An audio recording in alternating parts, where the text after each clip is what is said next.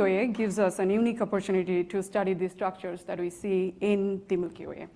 And if you don't know or not familiar with the disk-halo interface, it's an extraplanar gas region within roughly 5 to 8 kiloparsecs of the plane of the galaxy that connects the halo or the CGM to the disk by transporting matter and energy coming from stellar feedback like supernova explosions and stellar winds.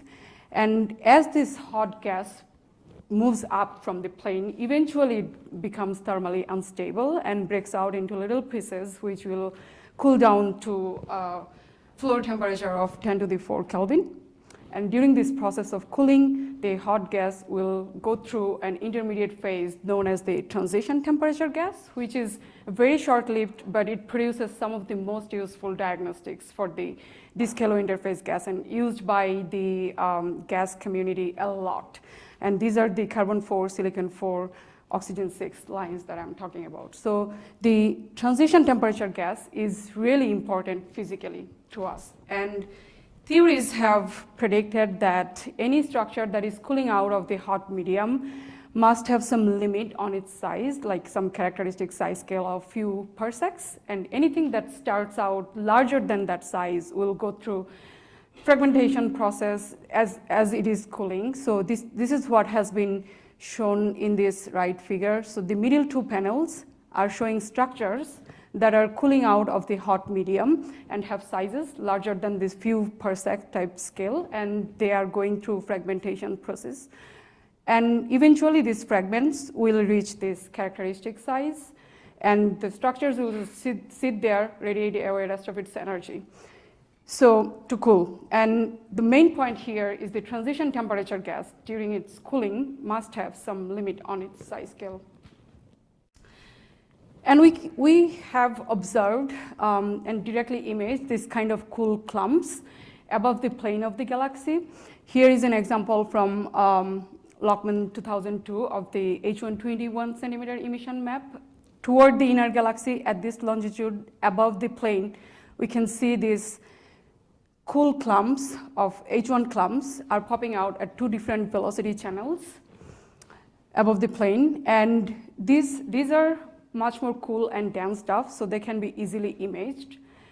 And the transition temperature gas, which is much more diffuse and low density, cannot be directly imaged. But we can use absorption spectroscopy against background stars like OB stars or quasars to study this transition temperature gas. So when the light comes through this material, in the foreground, some of it will get absorbed, and we'll see these absorption lines coming out of the continuum. And because we are interested in the amount of material that's doing the absorption, we can convert this information to something called the surface density of absorbing particles, which is also known as the column density. And here is a column density profile of the absorbing material with respect to the line of sight velocities shown here. And we can also get the total column density by integrating this profile within this range. So this absorption spectroscopy cannot tell us about one single structure, but what we can do is measure the angular scale over which the column density from one sight line to the next will vary significantly. And what I mean by that is if I have a group of stars and I can measure the column density profiles towards those stars, I can pair them up and compare the column density profiles and the total column density. So the stars that are close to each other, sight lines toward them are going through similar material. So we'll see same kind of profile, like no variability. And so the total measured column density will also be same. But stars that are further apart, let's say star 3 and any of these two stars, they are going through different materials. So we'll see a lot of variability in the column density profiles. So this technique is going to give us the angular scale over which the column density in the foreground structure will vary significantly. And people have used this technique to measure the variability in transition temperature gas. For example, here, the Rock 2002 paper, they have measured the column density variability in the carbon-4 absorbers at high redshift. So here, in the x-axis is the physical separation between two sight lines at the point of the absorber, and I have in the y-axis the fractional column density difference in those absorbers. So what I'm showing here is that at larger separation, we have a lot of variability. And at smaller separation, the variability is going down. So the carbon-4 structures are much more smoother at scale smaller than 100 parsecs. That's what this figure is showing us. And later, Hawk et al. 2002, they used stars in the LMC, some of the stars in the LMC, to measure the column density variability in the foreground O6 in the Milky Way. And they found that O6 over few hundred parsec scale very significantly. But a later study by Leonard and Hawk 2004 found that for stars toward stars in the globular cluster, 4 stars, which are at separation smaller than 10 parsecs, O6 doesn't vary much. So one thing is clear from this work is that we need more pairs at small separations, which are missing, not missing, like lacking in these two previous work. And that is what motivated the work that I'm doing for my thesis, PhD thesis. So the Ulysses LMC and SMC sample of OB star is gonna give us, is gonna give us 20,000 pairs within angular separation range of 100th of a degree to 25 degrees. That means if we assume most of the absorption is coming from above the plane within 5 parsecs, is going to translate into physical separation of 0.1 parsecs to 2 kiloparsec, which is a good deal. And on top of that, at sub-degree scale, this sample is going to give us 3,000 pairs, which is a lot of data at small separations.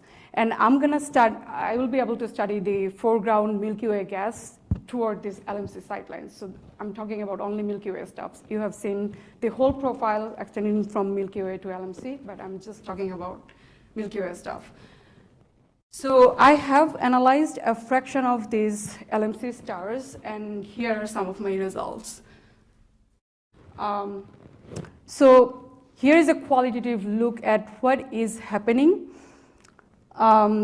variability-wise in the foreground gas toward LMC in the Milky Way gas. So this is the Milky Way profile. These are the Milky Way profiles. So for each ion, I have plotted all the column density profiles for the stars that I have analyzed. And as you can see in the top panel, in the bottom panel, I have 68% and 95% confidence interval of these profiles. And the median is in the orange, median profile is in the orange. And for each of the ions, you can see there is a lot of variability at all velocities. And then in aluminum-3, silicon-4, and carbon-4, most of the variability is happening in this intermediate velocity gas. Whereas for oxygen-6, you can see everywhere we see similar variability. So this is a qualitative look, and a more quantitative look we can get from measuring the column densities for these profiles. So I have integrated each profile within this green shaded region, which I'm calling the Milky Way gas. And here is the quantitative look at the variability. So in each panel, the y-axis is giving me, I'm showing the absolute value of the log of the column density ratios for cycline pairs. And in the y-axis, x-axis, I have the angular separation. And in the insets, I'm showing what's happening at sub-degree scales. So I'm not going to talk much about the aluminum because I don't have that much data and good statistics, but for silicon-4, carbon-4, and oxygen-6, I have a lot of data, so I can talk about that more. In the inset, at sub-degree scale, you can see there is a lot of variability present in these 3 ions. Non-zero variability, which is statistically significant. And then for carbon-4 and silicon-4, if we go to higher separation, the variability tends to increase. Whereas for oxygen-6, at all separation, we see similar variability. So my conclusion is that the smaller separation sidelines or pairs, sideline pairs, are proving the internal irregularities within the structures, whereas for the larger separation pairs are proving the randomness in the structure distribution all across the Halo interface gas. And O6 obviously has more variability because it has more extended structures than the carbon-4 and silicon-4 gas because they are tracing slightly lower temperature gas than oxygen-6. So I'm just going to leave my summary slides here and take any question if you have. Thank you. So let's see, is there any, let's start with questions online if there are any. Okay, so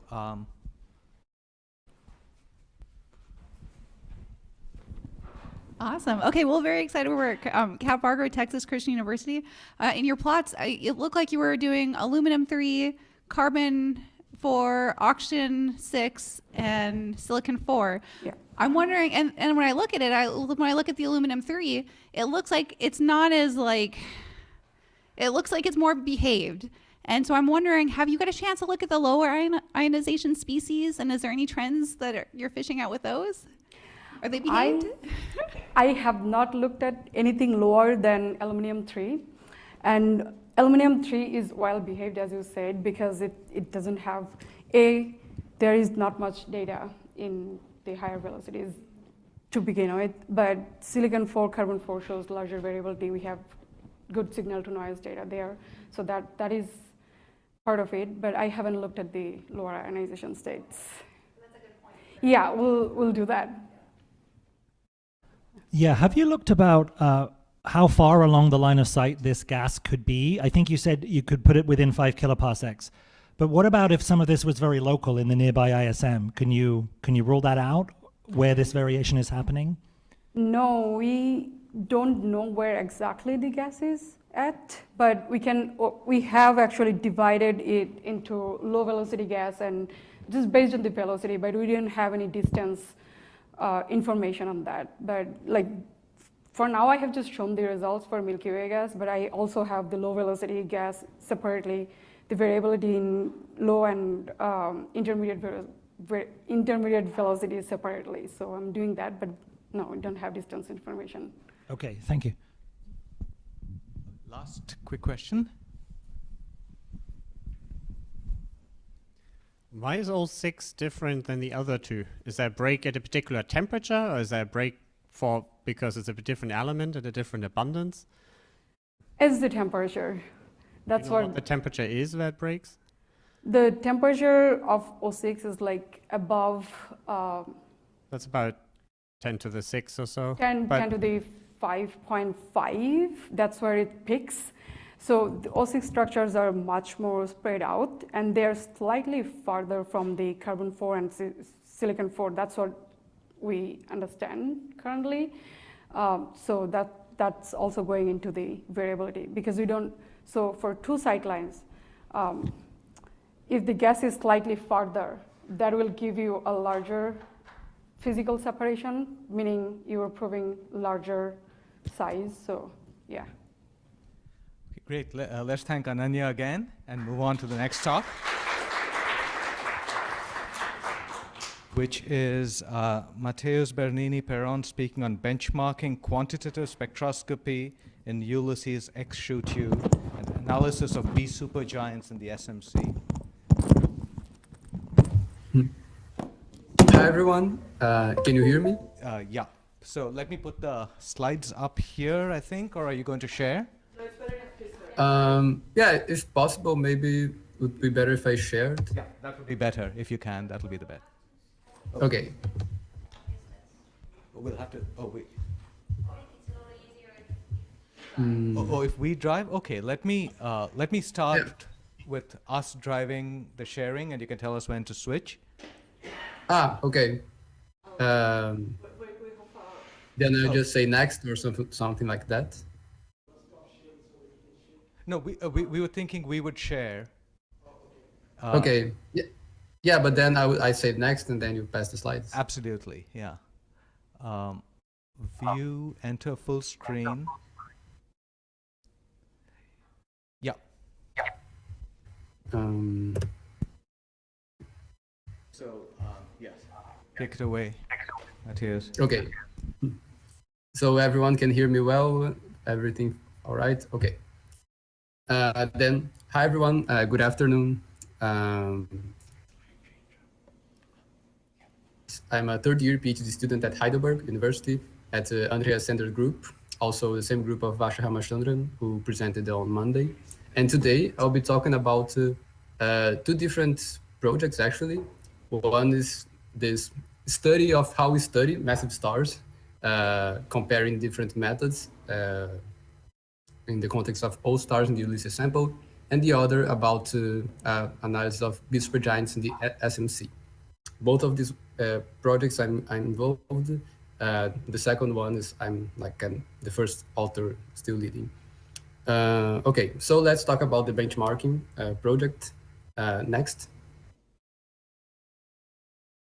So we had very didactic and explanatory talk describing how we get properties from stellar hot stars, but so I don't need to spend much time here. The thing is that we input our physical properties in the stellar atmosphere code, then the code will solve the populations and the radiative transfer, and then in the end we have our synthetic spectrum and the atmosphere structure. Next. Sounds a simple scheme, but in reality there are many ways of that to be implemented. Because yeah, numerics can be different, also parameterizations and approximation will be different, and even how we address which models describes better a star can change. We saw this discussion with Joachim Best and Lena also on Monday. And we want to know how these differences actually impact the results, especially with the homogeneous data set as Ulysses and XQ2. Next then. So the community got together and designed a study where different authors would analyze the stars, like using tools and methods that have been used in the literature for decades, and also, yeah, with their own capabilities. And then next, this was applied to 3 O stars, which are representative of Ulysses targets. And of course, some common assumptions were made. Then next, like the distance and the observational data set that for the star, which of course is Ulysses next to spectrum. Next then, and here I'm just showing the results. You can also pass 3 slides. Yeah, showing the UV in the optical and the SED, the fits that the different methods got. Here, each colored line shows one different spectrum. Oops, sorry. And yeah, and also next 3 times. And one more. And here, just zooming some lines that we see that in general, there's an agreement between the methods. We see that in the Balmer lines, which trace log G and also a bit of temperature. But also there are some important variations, like in the nitrogen 3 lines in the rightmost panels. And yeah, but these lines, we know that in O star, they are sensitive to more, let's say, complicated physics forming them. And what we actually want to know is how this impacts in the properties, not just fit spectra. So next. So as a stellar astrophysicist, we love HR diagrams. So that's what I'm showing. The result of each star applied to, of each method applied to each star. And next. And yeah, we can see that there's like a spread in the temperature of plus and minus 3000 Kelvin around the average of the methods, and 0.15 dex in luminosity, which it's about 15% of the stellar temperatures. So despite all these methods, different methods, this sort of similar result was pretty nice to find. Also, you can pass 2 slides. There's sort of a spread in temperature and luminosity that is kind of correlated with each other. Can you pass 2 slides, please? And yeah, again, which was not something that we expected from the beginning, but was interesting to find and slightly related to the differences in extinction that different methods found. And yeah, I'll skip a bit the abundance because of time, so we can pass 2 slides. Yeah, there. No, back. Yeah, in the UV, there's also a general good agreement. Like we see the absorption troughs of the profiles seems to match pretty well. But also, of course, we see some important differences, especially in lines that depends on clumping and X-rays, like the nitrogen 5 there in the lower left panel, which, like in the case of one specific method, there was no X-rays included, so this line didn't appear. So next. But what we are interested in stellar properties, and looking at the terminal velocity against the temperature, we see that for the LMC targets, the results are rated because the diagonals are clearer. But for the SMC dwarf, we see that the spread is bigger. And when going to the look at the rightmost panel, which show the mass loss rates against luminosity, the similar behavior happens. But what is interesting about the results there is that the LMC stars, they tend to agree better with the theoretical predictions shown in the shaded areas, while the SMC dwarf tends to fall below, showing that the wind of this star is kind of much weaker than the predictions, which was also interesting to see. And yeah, so next. So the takeaway message for this part is that despite the variety of tools and methods, we have encouraging agreement between the methods and some tools that we've been using for the past decades. So the fact that they sort of have a convergence, it's very encouraging in our analysis. The next. And the disagreements, they kind of highlight the blind spots and things that we still need to improve in our understanding of the stellar atmospheres, such as photosphere wind connections, clumping, X-rays, and etc. Then next. And now moving to another project, which is the analysis of B supergiants using CMF-Gen. Yeah, next. The idea of this work is, sorry. Okay. The idea of this work also is to model the spectrum and obtain stellar properties of a sample of B supergiants from type into late types until B6 roughly, from the UV, optical, and also the SED, and with the aim to investigate the evolutionary status and see what they can tell us about the biostability jump that Olivier Verhamer also gave a very nice talk about on Monday, but in this case at the SMC at a slightly lower metallicity. So next one. More HR diagrams, in this case for the B supergiants that we analyzed, that shown as the white diamonds, and the pink hexagons, they are literature results. Also, we plot evolutionary tracks from Geneva and from Bond, both with rotation. And now we can pass on slide. And we can see that for the early B supergiants, they tend to agree better with the Bond tracks, which they would be terminal age main sequence stars, while the late B supergiants, next, the Geneva tracks on the upper panel. And this case, they would be likely hydrogen shell burning, and some of them could be helium burning, at least from what we saw. And overall, we find evolved the surface CNO composition. But yeah, I won't talk much here. So next. Regarding the wind part, the analysis of the UV, something that we made sure to include, then next, was clumping and especially X-rays, because yeah, for B supergiants, we know that they are also important, especially for cool B supergiants now, because without X-rays, like the important diagnostics like silicon 4 or carbon 4, you see this in the rightmost panels. Yeah, like without X-rays, some diagnostics, they wouldn't appear at all in these stars. So this also showed that X-rays, they are present even also in the SMC cool B supergiants. So next slide. Now looking at the properties that we obtained for looking at the terminal velocity that we compared here, that we have for our study in the y-axis against some literature results in the x-axis. We obtained in general a good agreement, but also there are some systematics that we can also observe. Some stars fall below the one-to-one line. And even when we compare, for instance, with the study of Hawcroft 2023 from columns, we see that there's a slightly systematic of our methods tending to find a lower value of terminal velocity. And now next.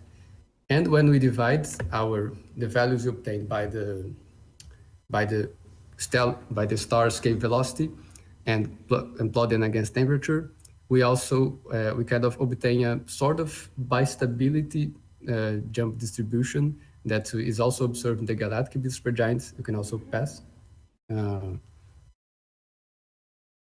which is, yeah, it's very similar to what is seen in the galactic B supergiants, which to us was a bit of a surprise. And here's the galactic ones represented by these green lines from the relation from the review of Geopools in the 2000s. So moving one slide. Now focusing on the mass loss rates we obtained. Here in this plot, I show how the recipes behave. Different recipes, the Vink, Kritichka, and Björklund.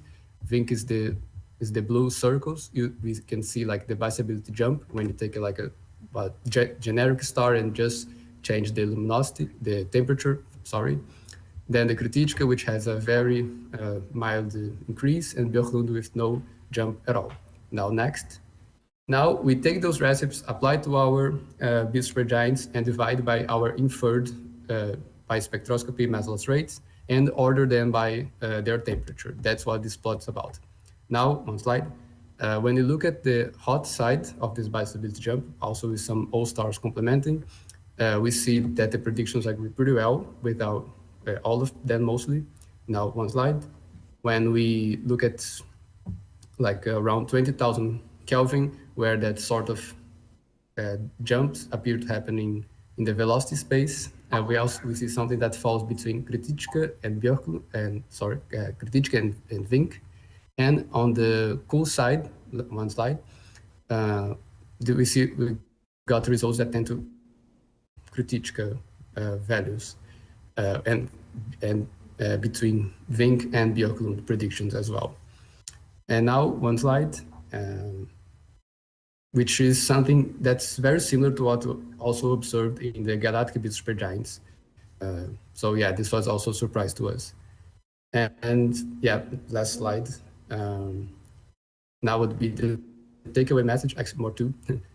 That's, yeah, I guess I went over time, so wouldn't talk them and just leave them on the screen. Can pass 2 slides for complete. And yeah, thanks a lot for the opportunity, and happy to take questions and comments.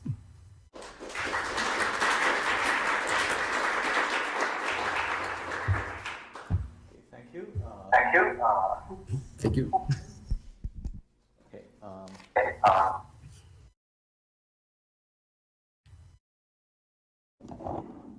Maybe this one is.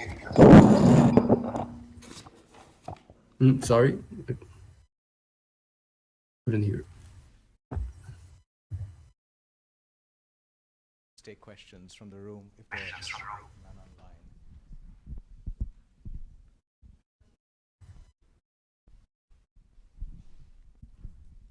Hi, this is Ida Wofford.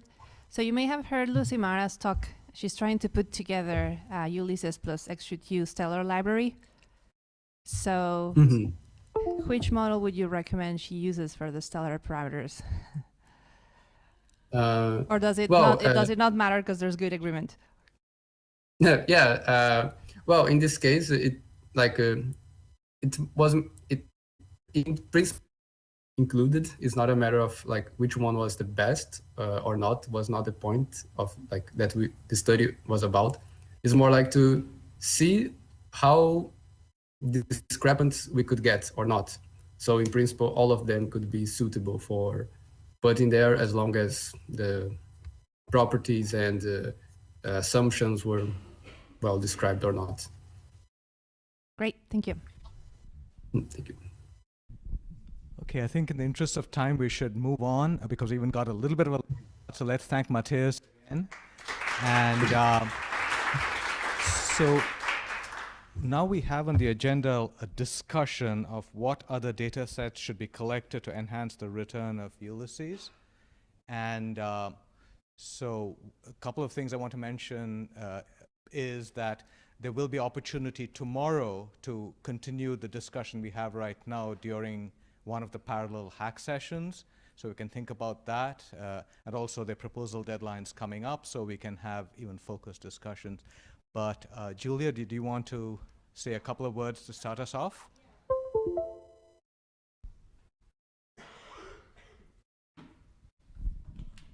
Yeah, so for those who are not following Slack, we created a Slack channel for people to post ideas on this discussion beforehand so we can have something concrete to start from. I've actually collected those ideas that people posted and made a little PowerPoint, which should be on Box. Whoa.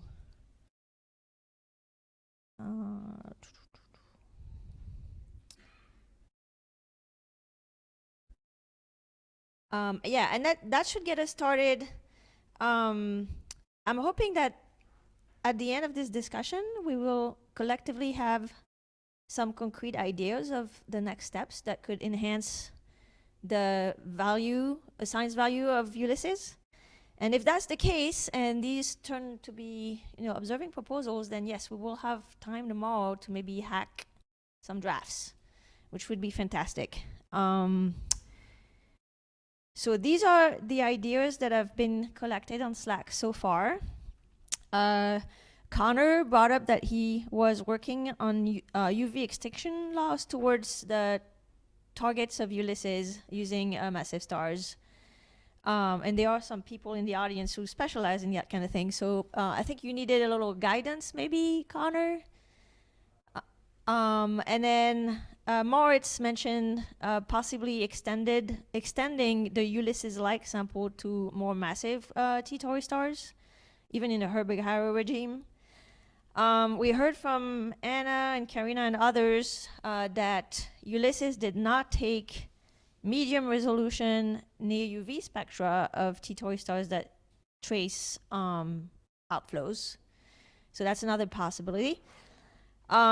We heard from Grace Telford's talk that we are still in the low numbers of very low metallicity stars in nearby galaxies.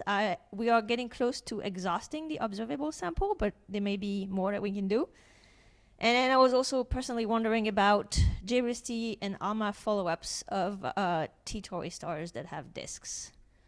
And so hopefully that should get us started. And I think whoever came up with the ideas maybe can speak up and guide the discussion.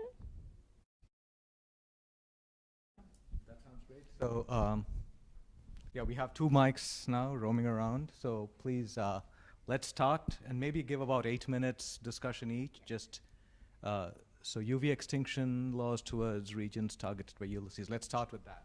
Yeah, and what I'll do is I'll actually take notes on this, maybe.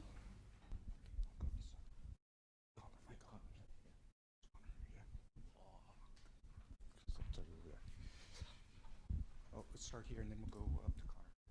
Okay, so with respect to extinction laws, some of the things that I'm interested in, and Julie, you probably have some insights on this too, But there's like the gas phase extinction, and then there's the extinction towards the stars, and you know, getting information on both is good and important. I just don't know the steps. Not my area. Do you mean like the extinction through the entire line of sight versus just towards the star? Well, just getting some idea of like just the gas phase itself as far as its extinction goes versus like oftentimes when there's extinction done, it's like how much is this star extinct compared to a known star, and then there's oftentimes like a correction that has to be made for the gas phase.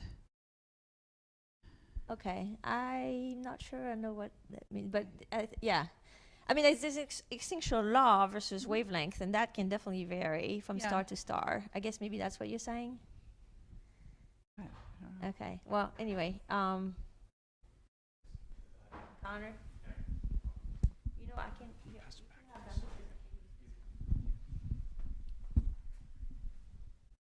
Yeah, so I guess the idea of the proposal that we're putting together is to measure extinction laws towards the star-forming regions, which can vary because of features like the 2175 angstrom bump.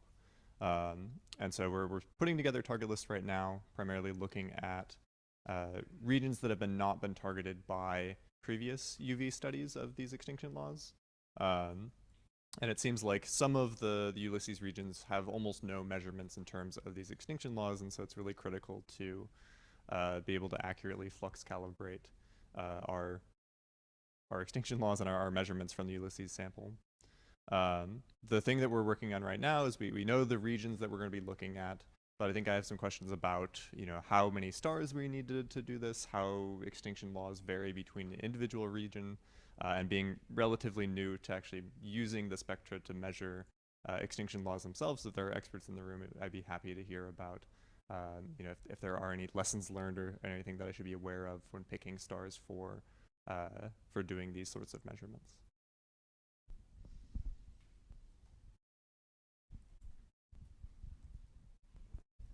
Just a comment for Kat. Tomorrow I'll talk about the local volume mapper, which is an IFU survey. It will cover the Magellanic Clouds, and then you will be able to use the Balmer decrement to get the extinction of the ionized gas. And then you can compare that to what you get for the extinction towards the star. I think that's what you're saying.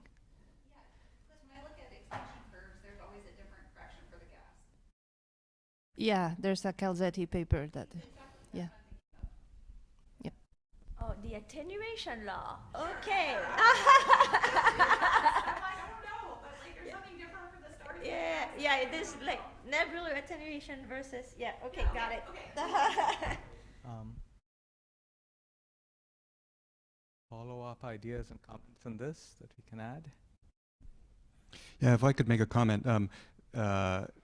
It's great that the Ulysses sample can be used for extinction studies because it was selected absolutely not to do that.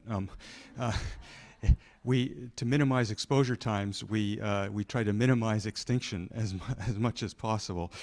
So I think that there would be great value in pursuing sight lines that are much more heavily reddened than the typical Ulysses sight line, just to probe that part of parameter space, which is you know, completely uninteresting to stellar astrophysics and yet very important. I don't know that you can see those.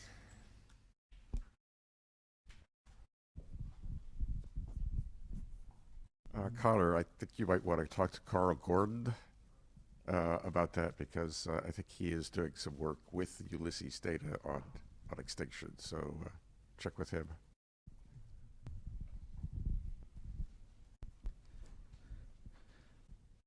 Okay, any more thoughts on this? Yeah. If not, we can move on to the next one, Julia, which is higher mass classical theta arrays and HAB.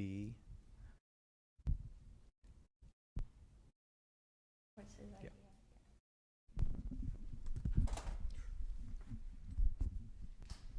Yeah, there's so much stuff we've done with the disk on T-Tauri stars, with the H2 lines and all that.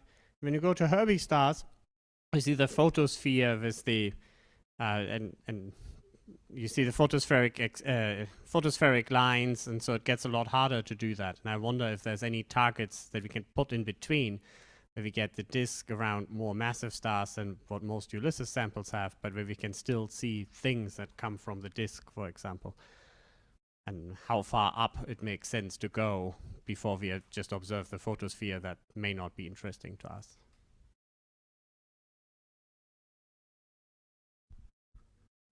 I'll just have a quick note on this. So in the archival sample that was for the T-Toy stars that was given to us by Chris John School as like just a spreadsheet of that he was keeping track of, there were actually a few Herbig Arrow objects in there. We did not get to include all of them in our sample, but there might be more in the archive that didn't make it into the Ulysses sample. I have the list, if that would help. I'd say it's probably like maybe a dozen that have UV plus maybe optical near-infrared spectra with this. Oh, sorry, yes. But yeah, there might be more in there that we haven't included. Okay. So actually, one suggestion is maybe we should just note down if there is a specific HST proposal or ALMA proposal being sort of possible with this, and we can just add it to the notes. And so, yeah. So, any other further discussion on this or follow-ups? Did you volunteer to write a proposal, Marts? Programs like that might already exist, and I may not have found them. So, Yeah, so I need to look through the archive first before I decide to write a proposal. Yeah, I mean, it could be an archival proposal, but just to capture it for our notes so that we have something to discuss tomorrow. Just I'd just like some clarification. Do you mean going after the A stars or cool stars? The ones of the spectral class, G, which are about 2 solar masses, but still have cool star characteristics. Okay, or both.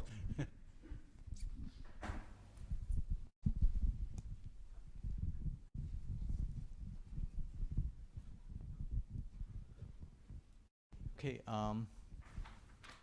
Anything more on this or offshoot? Yeah, back there.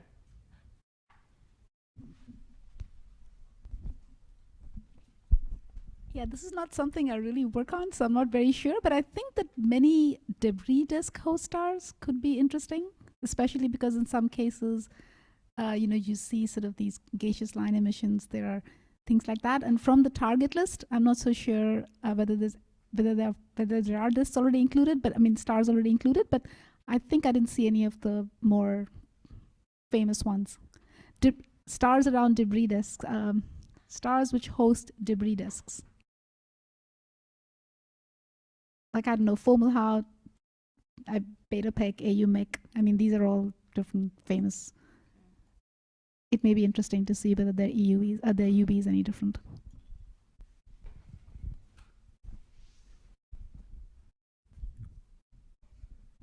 Okay, is there anything online? Anyone?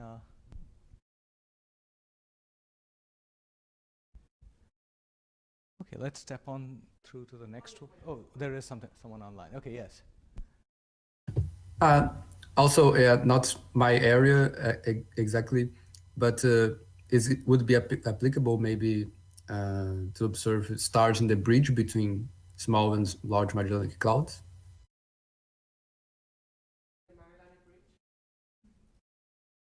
Since they have lower metallicity? There are a few, right? But yeah, also I wouldn't know targets from the top of my head.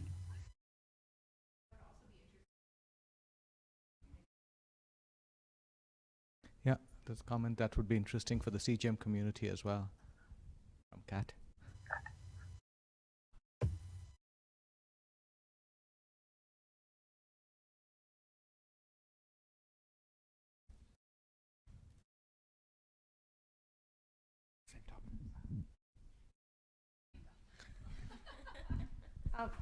Question on that. Have these actually been like identified that could be follow-ups? for these stars? Yeah, Varsha Ramachandran has a paper studying them. So A large sample or? it's a small one, I think. Okay. She has exactly like a paper. I don't know if she published it, but yeah, she has some spectra of a few of them. I think about 6 or 7, something like that. Okay, yeah.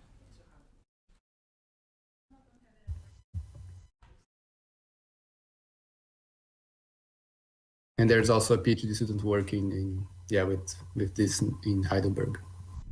There are a few stars in the Bridge region that have been observed with fusariety as well too. So that would be like a good ones to line up with.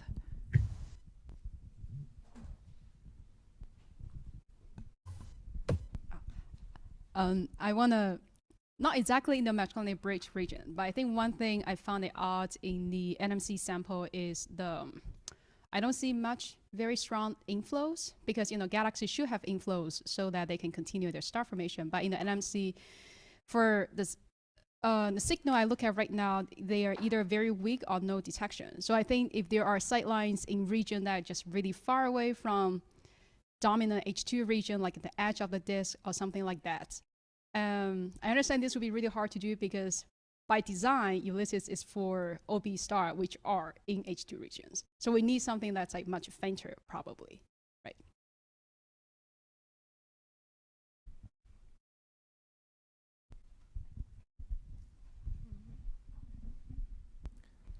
Okay. Anything? Paul, do you want to unmute yourself and say your comment, or do you want me to read it? There wasn't much to say really, just that of course the recent star formation in the bridge is modest. Therefore you've got unfortunately a relatively few number of possible OB targets to play with compared to the rest of the clouds.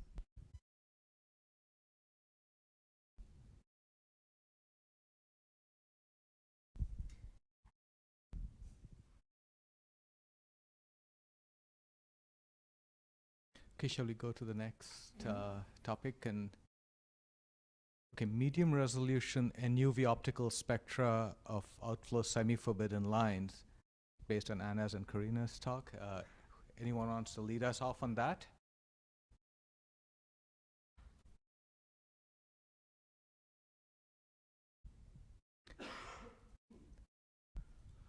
Well, I can kind of take a stab at from the cost side, that if we do NUV to Anna showed a whole list of stars there, and I think the big question is, do we want to get carbon-3 and oxygen-3? We need both lines, and how many stars do we need it for?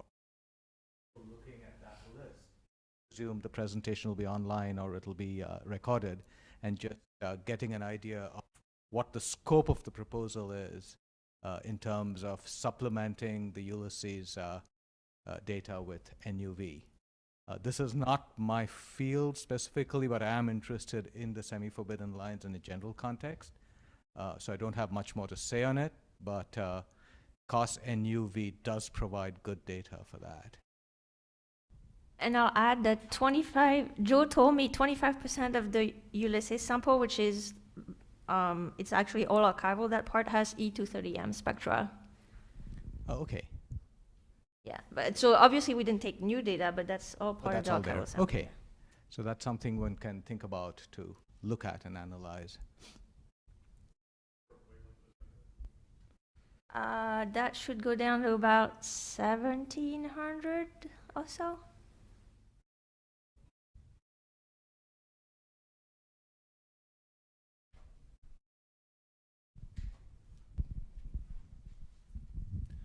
Ravi could have said so too, but we are working on updating the flux calibration of the COS NUV channel so it better accounts for time-dependent sensitivity loss. So spectra obtained with the two active gratings that we have right now, G185M and G225M, should have better flux calibration sometime within the next few months.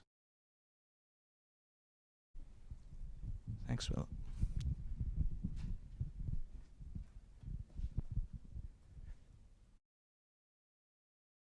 Anything, any more on that? Otherwise, yeah, we can go to the next topic, which is more very low metallicity stars in nearby galaxies. Grace, you want to lead us off on this, or?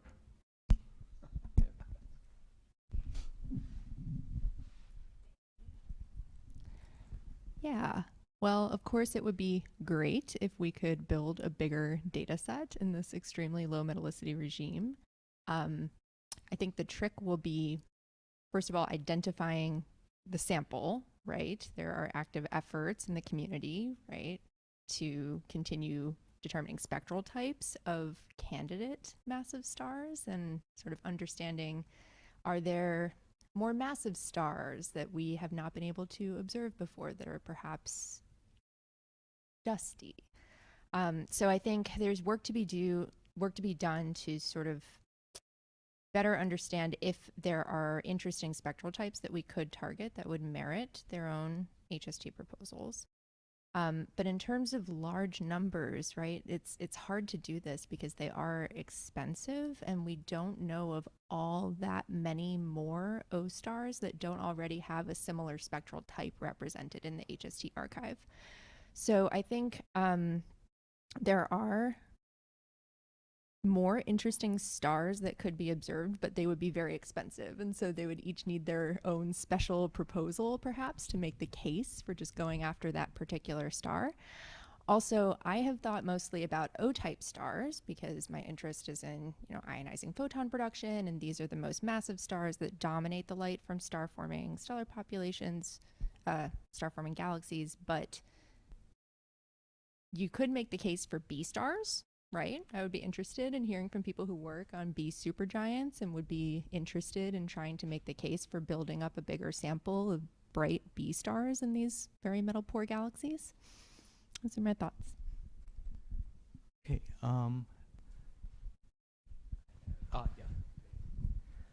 Yeah, so as a party very much interested also in the topic, I think it would help if we finished the ultraviolet coverage with imaging of the metal poor dwarf galaxies. Because as Julia knows, that may be critical to have accurate exposure times that otherwise may be overestimated or underestimated, we don't know. So that would be great. I don't know how easy it is to justify from there, we want to select the UV brightest targets. Because of course these galaxies already have partial coverage with wave see-through or with wave see-3, but I think this is something we could really try, and it would have a huge legacy value, because not only for us to identify the hottest stars, also I will say a little bit more in my talk tomorrow about stripped stars, hot companions to in massive binaries, and whatever else we may come up with in the future. That's a good point.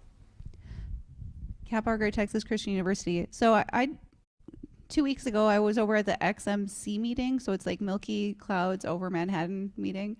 And so we were talking a lot about like different archival data sets that are either available or going to be available for the Magellan Clouds. And I think some of that kind of discussion would be useful here as well, because, it's the Magellan Clouds and people are looking at the same region. But specifically for imaging, the Roman telescope is going to be launched in like 2 to 3 years. And one of the things about that telescope is that it's only going to have 25% open access time, and the rest of the time is going to be dedicated to more surveys that are going to be directed by the community. But right now it's not slated to really focus on the Magellan Clouds at all in that survey mode. And so some of the question is if we want to focus in on the Magellan Clouds, that might need to be some of the things that we need to start scheming about. Okay. So. Not super familiar with Roman. How far into the blue does it reach? Not far. Not too far. So, yeah. Yeah, it's optical IR, but I think it's maybe like 500 nanometers or something is the bluest. Not enough to identify massive stars and that break the degeneracy between stellar mass, age, and reddening. Yeah. So I had one comment. Wanted to follow up on this thing about making a case for each star. This is kind of general. Is it possible to like identify like one star that would really solve a whole bunch of, or be useful enough? And if there's enough, you know, if it's a strong proposal with people interested in it, that could be a possible way of going. So, you know, a lot of things have been done on single sight lines. So if that's worthwhile doing, I'm just throwing it out as an idea.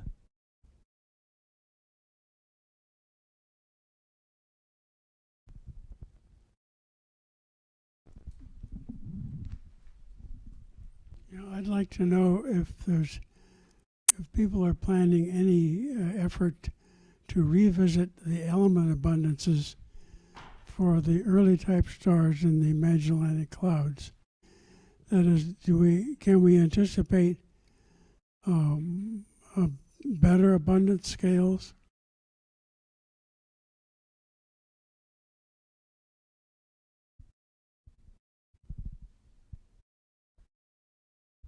I think the answer is yes. Not from me, but from people who know what they're doing. But that's there will be improvements. So there are multiple groups analyzing the optical UV data, and part of that will be coming out with certainly CNO abundances, probably some iron and other things depending on the data and the day of the week probably. But those numbers will, I think, improve just by statistics alone. So that I think that will be forthcoming on a to be determined timescale. We like to think so. Yep. So that's the modeling, I think, has improved. As we heard, there's been a concerted effort to compare the strengths and weaknesses of different atmosphere codes. They could be doing the same error. So what is it? What is the saying? Consistency is the hobgoblin of little minds, or something like that. Yeah. Anyway, yes, but trying to remove systematic differences between the codes that exist today has been part of that effort. So I think that the results then will be better at the end of the day. And just because we have such a large sample now, the overall error bar uncertainty will shrink, I think. Can I just quickly follow up on that?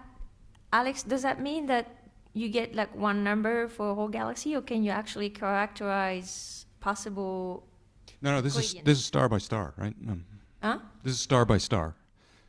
Right, but you say you're gonna reduce the error bars by just adding more stars. So I was just wondering if you have to compute abundances for a population. Yeah. So any chance you could characterize like the structure, maybe of the metallicity of those stars? I think it'll depend exactly what question you're asking. Yeah. I have a very specific question, but maybe we can talk offline. Yeah. I was going to change the topic a little bit here. Get back to the school class. Two things I want to mention. The first one, the pipe dream, is that I'm interested in stellar magnetic activity, flares, among other things. This is a pipe dream because it's going to take new instrumentation, new classes of observatories. I want to know what is the relation between white light flares, which can be huge in these young stars, and X-ray and UV flares, which we really don't observe. HST has an aversion to looking at things that are likely to flare. I understand why. Well, you're proposing an instrument that can do this thing, look at a large number of stars for a long period of time. It's hard to schedule an observation of a flare because they're inherently stochastic, and would like to know what are these white light flares anything like solar flares? Are these 25,000 X-ray flares giving you a big white light flare, or are they something completely different? It's going to tell us something about stellar magnetospheres. So this is something that I would like to eventually get at. The other thing I want to mention, Sally can tell me if I'm out of out of line here. Aura has put together the Aura Science Advisory Council, and we're supposed to be thinking of the great problems in astrophysics that we can tell Aura they need to solve. And one of the main issues that has come up is archiving of spectroscopy. There are lots of spectroscopic databases, not even databases, lots of spectra out there, and nobody can find them except the PI, and maybe even then they can't find them. And this is, NASA, Aura, MASS has done a pretty good job with imaging, getting lots of pictures together, but nobody has done a great job with spectra because they're inherently difficult. And maybe we should just be thinking also on expanding from Ulysses just to having better spectroscopic databases. Yep. Oh, sorry. Is that a response to Fred Walters? That was a response to Ed. Ah, okay. Let's do that first. Yeah. So Paul, can you mute?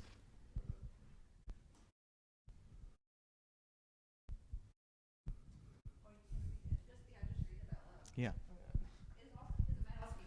So Paul is basically saying that as part of the XUTU collaboration, the CNO abundances are going to be estimated for a subset of SMC and LMC O stars. And then as for the iron, that can be measured from the ultraviolet, but it is challenging. He doesn't say, but the reason is that we need to know well the microturbulence, otherwise there are some degeneracies. Okay. Thanks, Miriam. Anything to add to that, Paul? I guess it was really, Ed was asking about abundances, so I guess the question is which abundances is he most interested in the clouds? Do you want to say, Ed? So which abundances are you most eager to Oh, all the ones that I've measured in the interstellar medium. Yep. That list that I put near the beginning of my presentation lists the elements of interest. Okay, so I guess So it would be- right CNO now, are I'm the- just assuming. CNO are the most straightforward, Ed. Right now, I'm assuming solar abundances. Sure. And CNO are that's the probably most not correct. So if there are modified outcomes that deviate from solar abundances, like carbon, for instance, I'd like to know about it because that has an influence on the depletions. So carbon, oxygen, the dust constituents, zinc and sulfur. Right? Okay, so I would say for O stars, nitrogen is doable. C and O are doable, but I would say a bit more tricky. Silicon from the optical in B stars, yes. Oxygen is straightforward in B stars. I forget about other ones, but really, typically silicon and oxygen straightforward in the optical. I guess it gets a bit murky in the ultraviolet, but so I think yes for a subset of those elements, I would say, but not all. Okay. I think you missed sulfur, and that one we could get from the ultraviolet. Okay. And what about zinc? So okay. All right. Okay. Good. Okay. So yeah, this is a topic we should probably. Yeah. Can I ask another question? I just thought about it because we heard about the magnetic fields, and I mean we know that even though we don't have an active dynamo, we have some 7 to 10% of the hot massive stars that have large-scale, strong magnetic fields in them. And I mean, we also nowadays we have pretty sure good tell signs, right, from the UV and optical in the spectra. Has there been any efforts to try to identify magnetic stars? I'm sorry if I've just missed this. Magnetic massive stars in the sample, either from Ulysses or from perhaps even easier from X-Shooter, I guess. No efforts? No. Any rest? Okay. Jorik might know.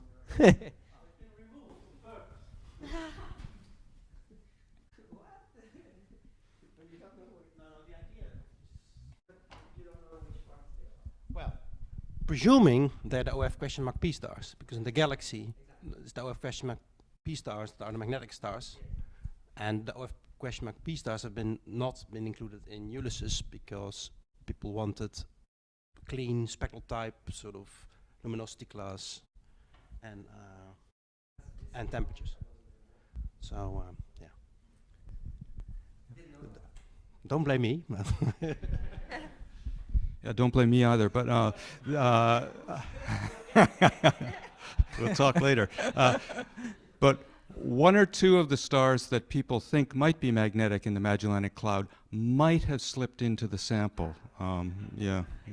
Completely by accident. Exactly.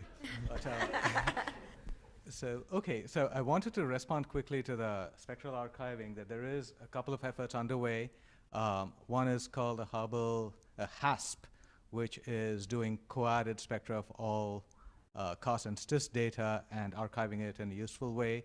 There's going to be a Hubble Spectral Legacy Archive, which was there earlier. That's going to be renewed, refurbished. All of this is based in large part on the Ulysses work and coding. So we may be geared up to do something like spectral archive, legacy archives in the future. The mechanism we are developing right here, so it would be a great discussion to have.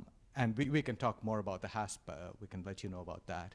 So I would like to spend a couple of minutes before moving on, Lydia, to your talk on the last topic that we had on that original slide. Oh, thanks, Julia.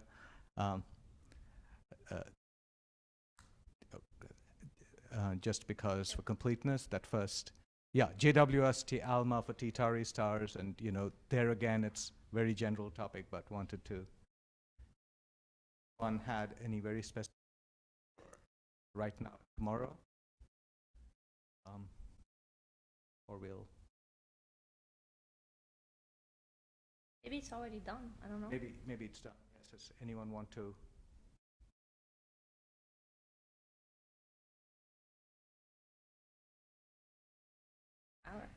Okay, so we've gone through the topics. We hopefully tomorrow people can sort of organize, let us know via Slack. If there's any of we discuss, we'll try to facilitate it the best we can tomorrow during the parallel hack sessions, and move forward in any of these conversations. Julia Moore, any last thoughts on this, or any other last thoughts before we move to the next talk? Yeah, so if there are groups of you who are working maybe on HST proposals, because the deadline's in like 12 days, and you need some space to work kind of in person as a collaboration, let us know, because that could also make a good hack session. I think the ALMA deadline is probably not far behind either. And maybe ESO as well, so. All right. Okay, great. Thanks everyone for this discussion. And, let me just upload this back to box. Yeah, and yeah, we'll start in a minute. So Lydia, did you want to share your slides, or should we run it? Let me try to share. Okay, then we will unshare and let you share. Yeah, okay, I will try.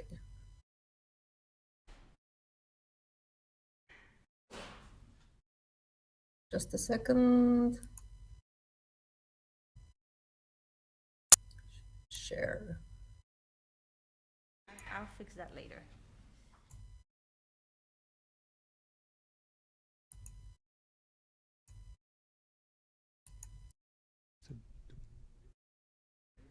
I see. Okay, so you can see it, right? Yeah, we can see it. If I now make it presentation, do you see it as presentation now? Yeah, it's. Yeah. It works, right? Is this? It's, yeah. Do we need to stop sharing or something like that?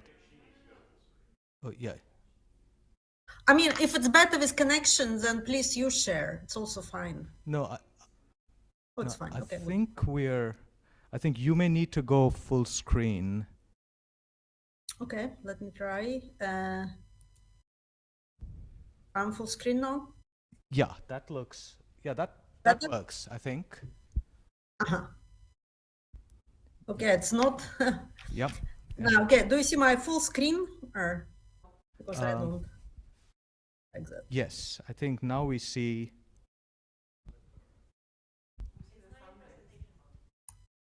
Yeah, we see the sidebar as well, but Okay, okay, let's this is live with workable. it. But this is workable, I think. This is workable. Okay. Yeah. So first of all, I would really like to be there with you, and I'm very sorry for missing this wonderful meeting. And thank you so much for understanding and for organizing remote participation. It's really helpful, and I really appreciate it. So, and with this, let me start to talk about massive stars. So, and here we see a little star forming region in Small Magellanic Cloud wing. And we see that, so this is combined picture in infrared and X-rays and an optical.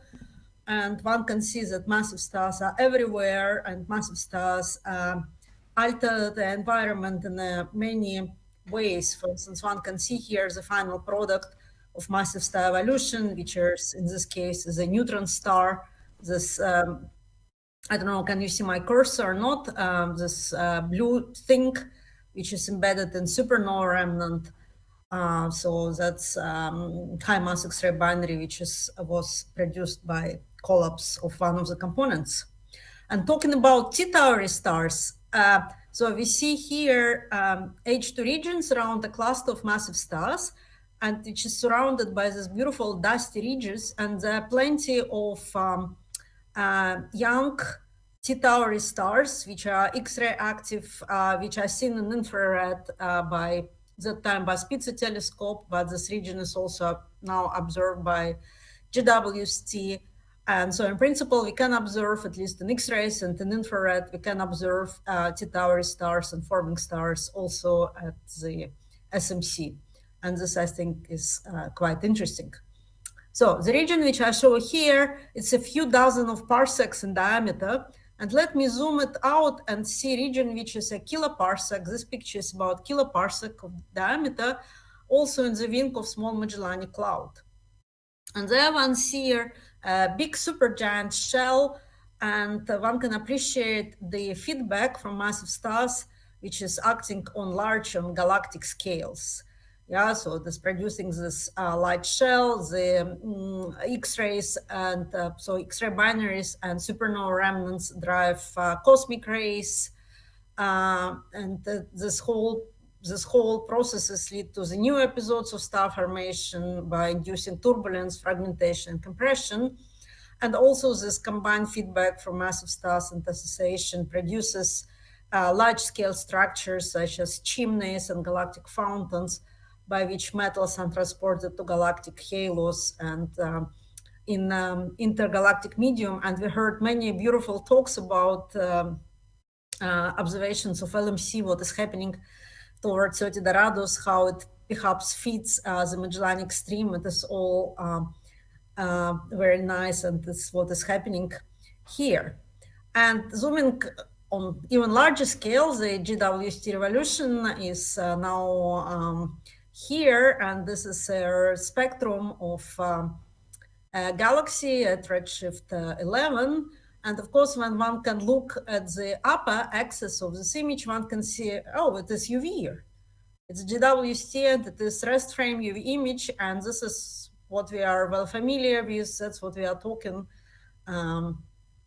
during this workshop all the time, except that, of course, this is image not one individual star. This is a image of quite massive galaxy. But the fact that it is so bright in UV tells us that massive stars are acting there as well. So on the left, I list here the feedback parameters from massive stars, which are mass loss rate by stellar winds, wind momentum, wind kinetic energy, and ionizing fluxes, which is UV ionizing flux and X-ray ionizing flux. And of course, these feedback parameters are intervened with each other, and the programs like Ulysses are needed to understand, yeah, how to determine that, and whether we are equipped to derive them from observations. So, and I think now it is more or less accepted by high redshift community that the ionization of the universe was produced largely by massive stars, and as well as cosmic UV background. However, quasars contribute to it, of course, as well. But in general, massive stars, I think, are very much back in the game as a dominant cosmic, or being among dominant cosmic engines. And for the topic of this conference, we heard also was beautiful talk about T-Tauri stars in vicinity, mixing something of ionizing sources. So the in regions like Orion, the massive stars, the hot stars also, of course, influence what is happening with low mass T-Tauri stars and planets which are forming there. So, and when we're talking about massive stars, typically in the framework of this conference, we are talking about hot stars, which are have maximum of their spectral energy distribution by in the UV, so they produce many UV photons. And it happened that metal ions absorb and re-emit these UV photons, and by that, the phenomenon of radiatively driven stellar wind is taking place, which means that their stellar wind depends on metallicity. And it means that because stellar wind is so powerful in massive stars, that stellar evolution also depends on metallicity.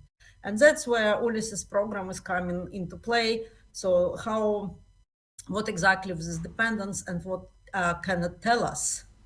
So pictures which we saw many times during these days, the diagnostics of mass loss rates of stellar winds.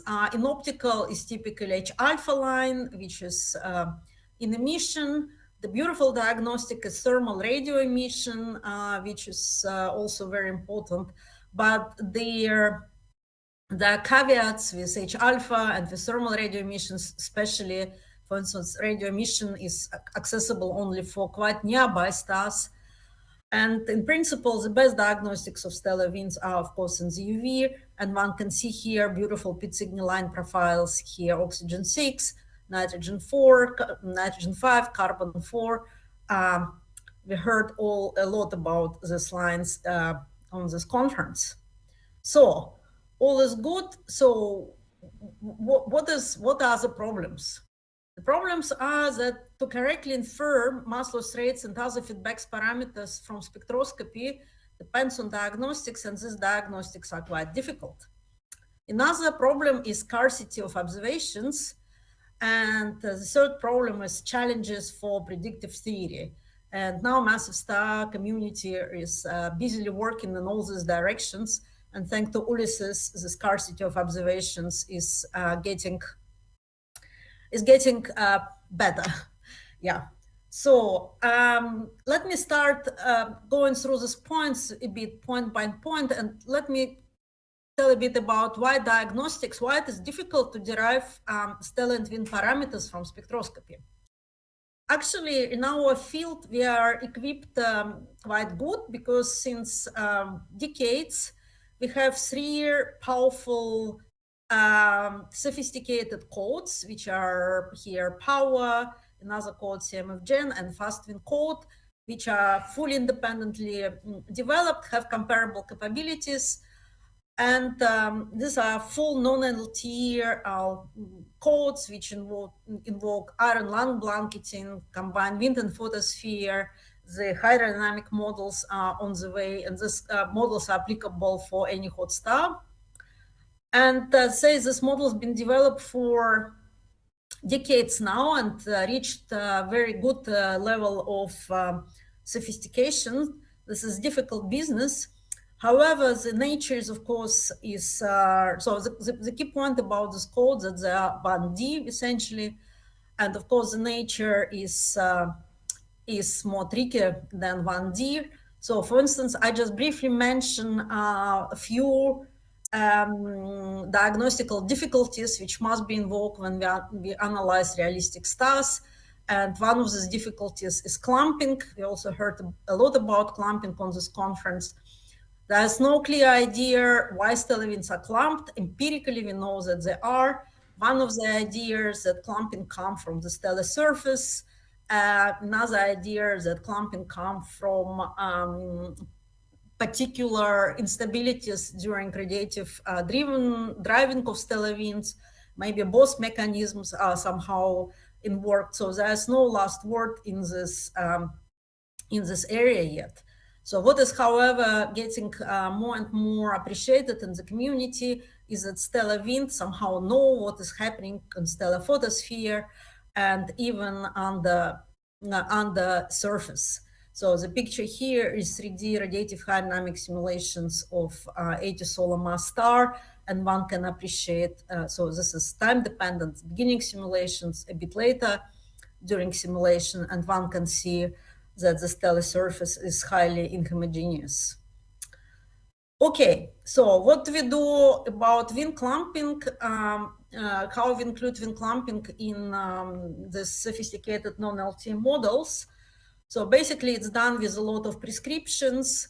So we try to parameterize it. Some people use less parameters, some people use many more parameters and invoke sophisticated statistical algorithms to make sense out of it. But nevertheless, clumping remains a nuisance in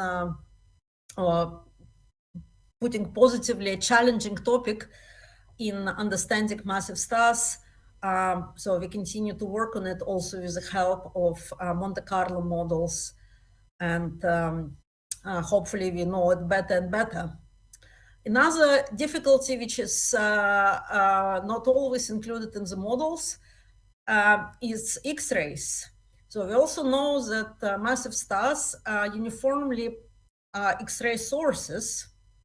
Specifically, O and B stars are X-ray sources. It is also not exactly clear why they are X-ray sources. We study them now for decades. We quite know their parameters. Again, there are ideas that the instabilities associated with wind driving might play a role, or maybe this photosphere wind connections might play a role. So the last word is not yet there. So an upper picture shows the spectral energy distribution of O-type star, and you see it breaks at Lyman break, and then we must add X-rays in the models. So this is what is shown here as a model.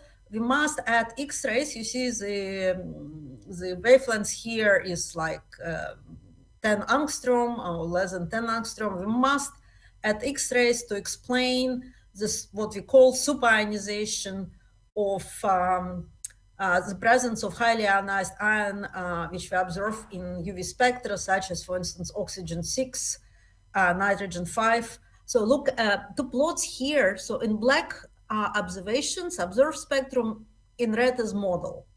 Yeah. So synthetic stellar model produced by one of those fancy codes. And when we do not add X-rays, oxygen 6 is not reproduced. When we add X-rays, oxygen 6 is reproduced. Now, this is additional parameter in the modeling. When we observe X-rays, that's good. We can adjust for observations. But for instance, as I will tell later on, in Ulysses sample, we basically do not know observed X-ray fluxes. And in fact, fitting this super ionized ion is a means to derive what should be the X-ray field present in stellar wind. Okay, so let's go from situation pre-Ulysses, which was, in case of SMC, was summarized in Varsha Ramachandran paper in 2019. So basically, pre-Ulysses, there was about 10 OB stars in the SMC with high quality UV spectra, which could be used for deriving stellar wind properties. And this is a situation which was pre-Ulysses. So we had the discrete points measurements from stellar spectra. The solid line is fit to measurements, and the dashed line is theoretically predicted mass loss rates independence on luminosity. And what is clear, the scale is logarithmic on mass loss rate. What is clear, that discrepancy is quite large by more than an order of magnitude. So that was quite acute situation before 2020. We simply didn't know what are mass loss rates of the large samples of O stars at the SMC metallicity. Also, actually, my talk would be a lot about PhD students, because one should appreciate that our science is hugely driven by fantastic work PhD students are doing.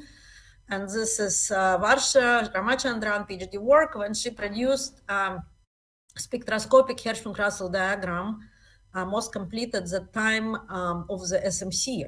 So she analyzed about I forgot, 600 or so spectra of OB stars in the SMC, but these were spectra in optical. So she couldn't really tell much about stellar winds. And as I showed, winds were known from UV spectroscopy only for a handful of stars.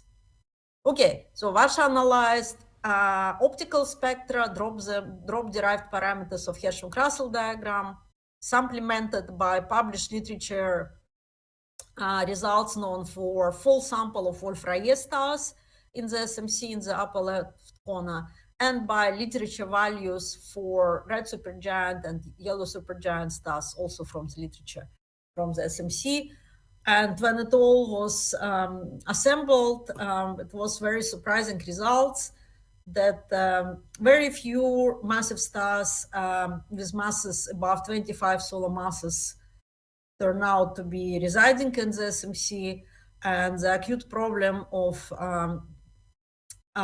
origin or which stars become Wolf-Rayet stars later on in the evolution was also especially highlighted in this work. So previously people asked what is origin Wolf-Rayet stars, and it was some suggestions. This work continuing on now, but it was a problem was further emphasized in this work by Varsha. And then something wonderful happened, namely the Ulysses program was approved. We call it, so we're massive star community quickly assembled in response to this fantastic opportunity, and initiated the X-Shooter, so optical follow-up of UV targets approved for Ulysses, which was successful. So to organize, so we had quite thinking how to organize community, how not harm but promote PhD students, how to make most out of it. So we decided to organize collaboration, which is free for everybody to join and collaborate in the spirit of best science practice. And we had two Lawrence Center meetings. One was during Corona times, therefore it was remote, and then it was follow-up meeting already in presence when the pandemic was more or less over, and where community kind of decided the next step forwards. And I think from my point of view, it was a very useful collaboration beginning. So let me start to say what happened when Ulysses and X-Shoot data started to arrive. And the interesting fact was that the stars, as somebody mentioned, the magnetic stars were discarded, binary stars were discarded, all weird stars were discarded. So it was meant to be like clean sample. But the first thing, immediate thing which Ulysses did, Ulysses provided second epoch of data, or Ulysses and X-Shooter provided second epoch of data for many objects which were already previously in archives. And as soon as you look at the massive star second epoch, or by the third or fourth, etc., it has tendency to become a binary. So this slide here shows PhD work also of Daniel Pauli, which had proprietary observations of earliest O-type eclipsing binary in the SMC. So we knew that it is binary. We obtained its HST spectra, and then Ulysses and Xshutu added second epoch data, and then looking in archives here and there. So they making full analysis. What was found out that this eclipsing binary, its mass was strongly reduced compared to previous literature values. It's turned out to be like 20 plus 20 solar mass binary system. And the most interesting for me personally is that it was shown that the primary star is core helium burning object. So the evolutionary status was of this object was revised. And I show this plot here. Also on top is UV, on bottom is optical, just so to show our kitchen how it is all done. So the synthetic spectra of two binary components which are co-added and shown in red to match the observations, real observations, which are shown here in blue. So the work is also the Ulysses work. Yeah, as I said, it's a lot about PhD students and PhD work. So one can do even analysis of structure and inhomogeneities in stellar winds, like clumping, from one single epoch of data and without applying non-LT models.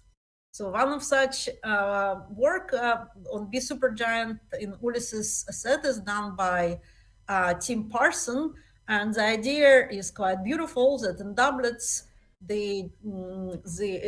like here is silicon 4, and the idea is quite simple. That, well, I mean, after we know it is simple, but before, of course, it is one should think about it.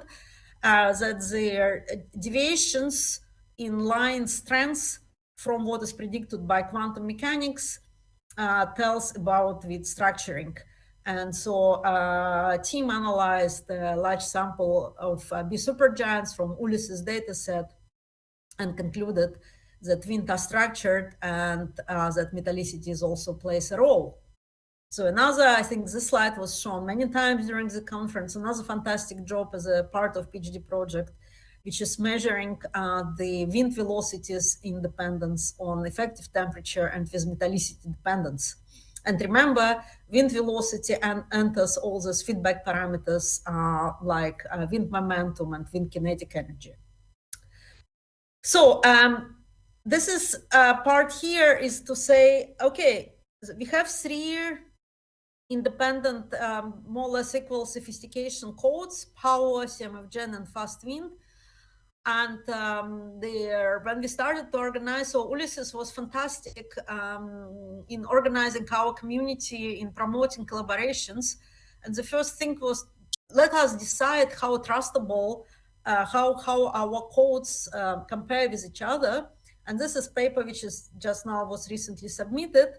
So there are many, many lines, but the key point is that the black lines are observations, and the rest of lines, the green, the pink, the dashed, dotted, etc., these are different models, different researchers, because of course, when analysis is done by individual researcher, it is subjective, different researchers, different codes, and the result is, as I said, it is submitted, that more or less we can trust our various codes and various approaches, and that we are quite in the situation on the basis of Ulysses data, as a community, we are in a situation to provide massive star parameters and recipes for, say, extragalactic community or for cluster community or for anyone else who is interested in these objects.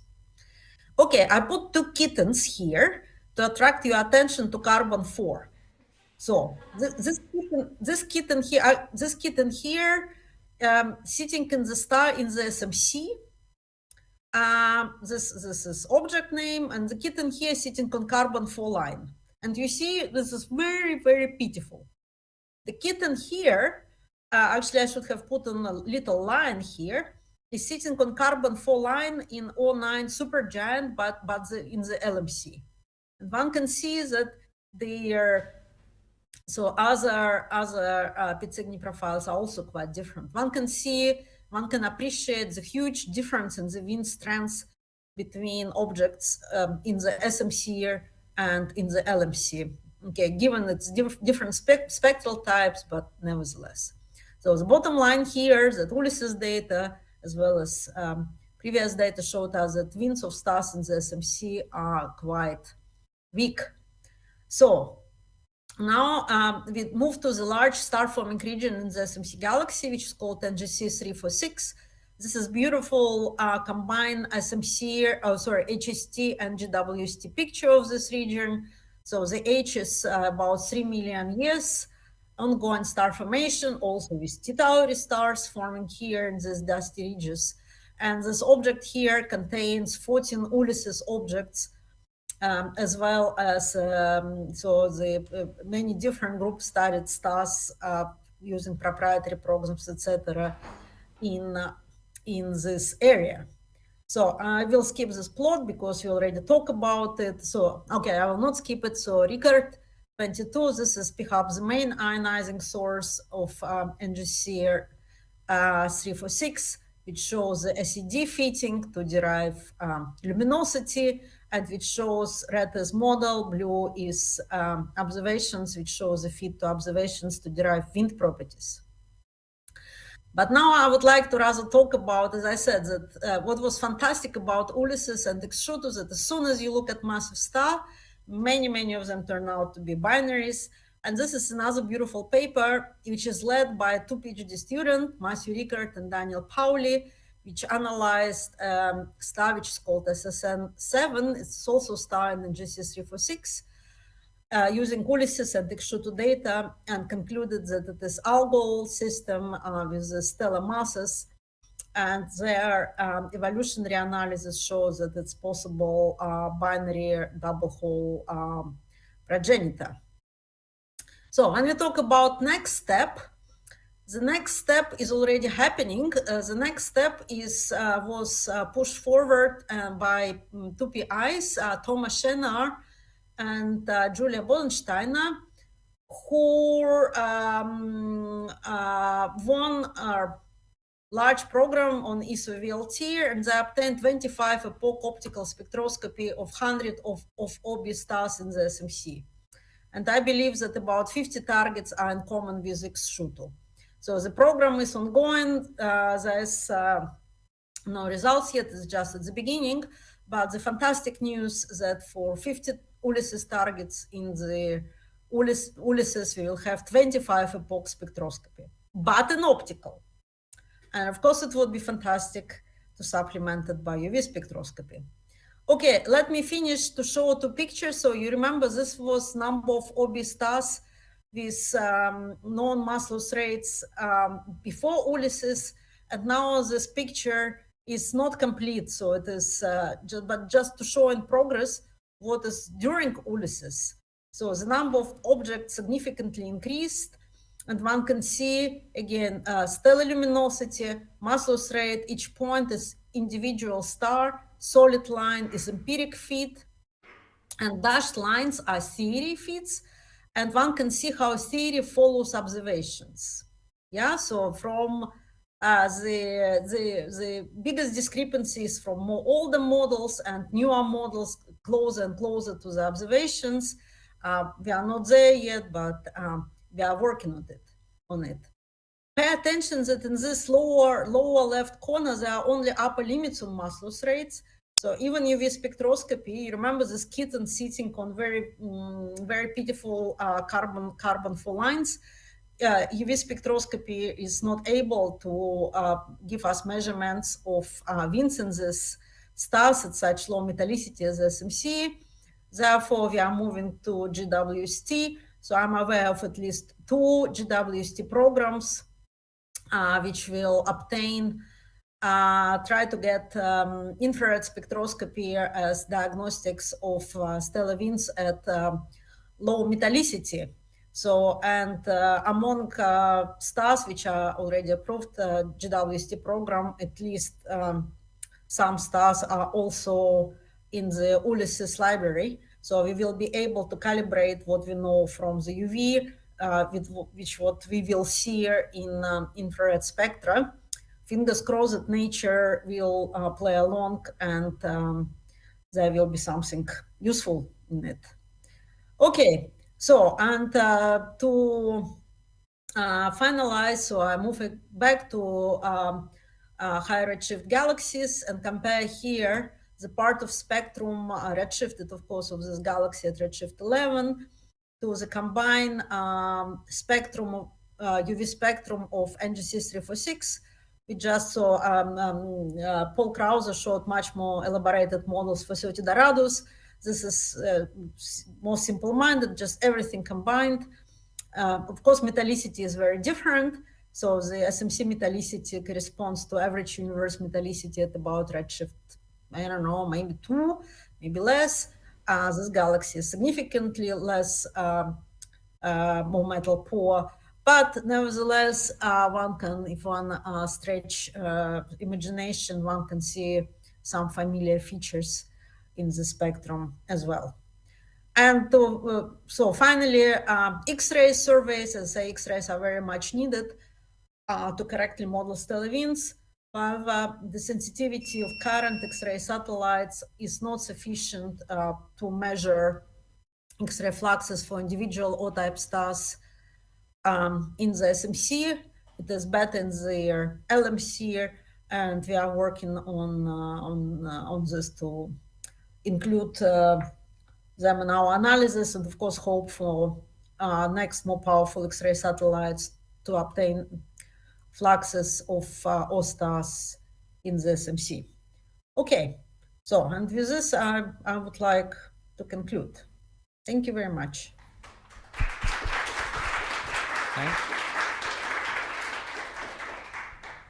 Thanks, Lydia. We have time for maybe 1 or 2 very short questions before we break. Anyone online?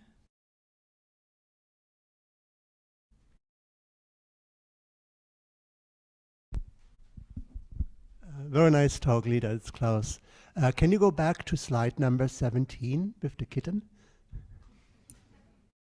And can you ask the kitten to move a little bit that we can see the nitrogen 5 line? So my question, my question is, so carbon 4 clearly becomes much weaker when you go to the SMC, but for nitrogen 5, this is not so clear actually. So they are really comparable. So 2 short questions. Could this be because it's heated by X-rays and the X-ray properties are similar?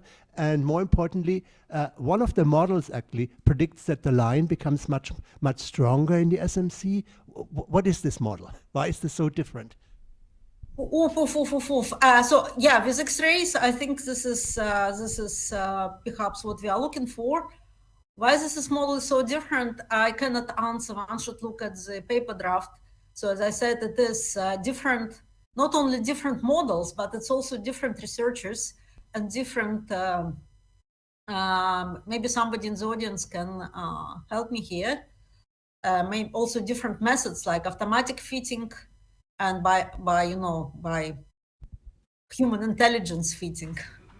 So, but so what I think we decided when working on this paper, that it basically gives us kind of the feeling of our errors during spectral analysis. So what is models are capable of doing and what they are not capable of doing. Maybe somebody would like to comment on it. Yeah.